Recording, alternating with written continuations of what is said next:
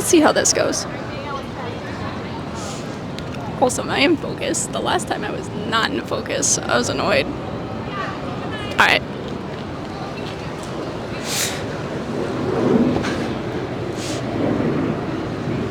I've sat here for the last hour and a half trying to struggle through figuring out format and cards and SD stuff and whatever, and I was just like, I actually watched another video of a friend of mine who I've watched a lot of their content, and I was like, based on the things that I was coaching on today, I was like, oh my goodness, I can hear, I hear her content differently, and I understand on a different level different things that would make friendship better, ways in which I can add value to her, and I was like, this is really cool. This is really cool. I was going to read to you guys a poem, and I think I spoke about The Man in the Mirror, which is a great one, but this one's gonna be solid. It's The Man in the Arena. Let me find it first because it's not present right now. Hold on 1 second. Okay, it's not actually a poem or whatever. I don't know what it is. A piece of literature. Theodore? Yeah, that guy. Theodore Roosevelt wrote The Man in the Arena, and this is the part I want you to pay attention to. If it hits for you, it hits for you. It's because you can hear it. The man in the arena. It's not the critic who counts, not the man who points out how strong. Wow, words. Okay, we'll retry that. The man in the arena. It's not the critic who counts, not the man who points out the strong man's stumbles, or where the doers of deeds could have done them better. The credit belongs to the man who's actually in the arena, whose face is marred with dust and sweat and blood, who strived valiantly, who errs, who comes up short again and again, because there's no effort without error and shortcomings, but whose deeds actually strive to do the deed, who knows great enthusiasm, the great devotions, who spends himself in a worthy cause, who at the best knows at the end of the triumph of high achievement, and who at the worst, if he fails, at least fails while daring greatly, so that his place shall never be with those cold and timid souls who neither knew victory nor defeat. Deep. And I think I look back on my life and the places and the environments that I was in that were top tier, excellent. I was not surrounded by mediocre people. Nobody was average. And there's this common thread between every high achiever, is that they are willing to do the work 100%. That's baseline. They'll do the work. But the belief, this part, they just might not believe that they can actually do it. And so they'll try and they'll try and they'll try. Somehow, some way, they'll get close and then they'll stop. They'll get right there and then they'll stop. And the ability to be persistent and have grit and understand that when it's your time, it'll all make sense. And that, I can promise you. Every single thing you have ever learned, experienced, overcome, enjoyed, loved, think of the things that you love to do. Think of the things that light your soul on fire. Think of the things that maybe hurt you the most.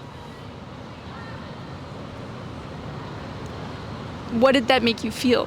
What were those feelings? What were those scenarios? Because if you're still here, you can actually keep figuring it out. And the actual definition of patience is figuring out what to do in the meantime until your dream actually materializes and comes into the world.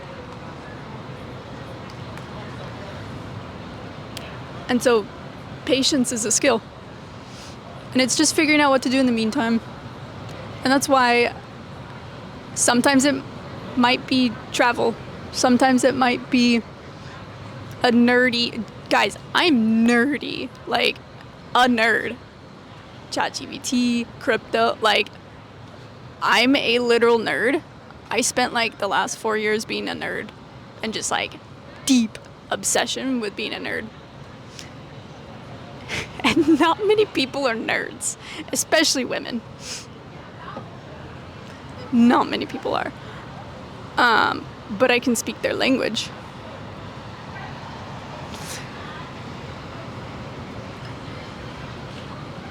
So, I think the real, there's this exploration journey that you must go on. You must have 3D experiences. I say 3D, not 2D. School teaches us 2D experience, 2D learning is just theory. You read it and you have no emotional attachment to the material that you just read, because the only thing that matters is if you remember it for 10 minutes on a fucking test, and then you get an A, a B, C, D, and we measure ourselves based on grades. You get tested, and then you learn a lesson. You don't learn a lesson and then get tested. It's backwards. You got the game wrong. They told you wrong. Or they made you believe the wrong way. And then they made you question every single thing about that. Don't even get me started.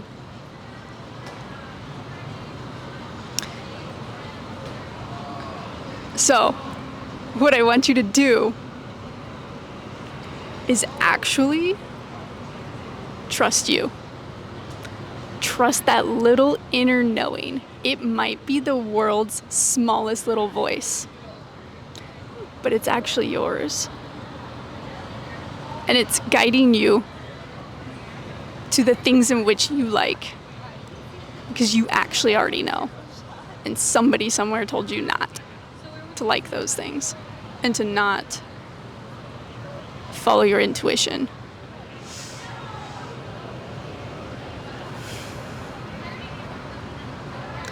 So trust it. Do that. And in the meantime of you figuring out what you're passionate about, what you're good at, what you can make money with, how you can serve the world, in the meantime, get experiences and get understanding. In all you get understanding. It's truest form of truest definition of wisdom. In all you get understanding. Because with understanding comes power, not knowledge. There's a lot of knowledgeable fools. And they don't actually know how they did what they did. And they wouldn't be able to help anybody do what they did. And that was me for so long. I could not memorize anything. I would get A's and B's in school. And somebody would ask me, like, for help. And me wanting to help, like, just by nature, I'm like, I got nothing. I can't help you. Because I didn't know how I did it. I just knew it. And so I've had to learn how to learn. So, question everything. Follow your intuition. And spend time listening to actually the voice inside your head and the little promptings that you get. And you just might figure it out. Because I believe, and you believe, I know you. You already know you can figure it out because you've done it so many times. Remember what it feels like to figure it out and how proud you felt figuring it out. Nobody gave it to you. You earned it.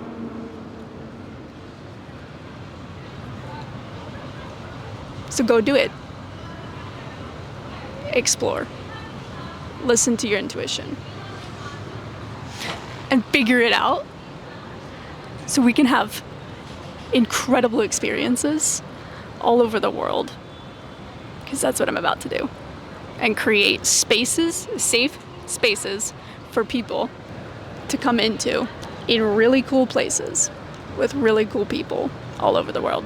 Because all I ever wanted to do was do epic things with epic people in epic places. And I figured out how to do it. So now it's your turn to figure out how to come do it with me. And I will teach you along the way all of the things and the steps and the tools and the frameworks and the systems that you just might need along the way. So let's go. I'll see you there.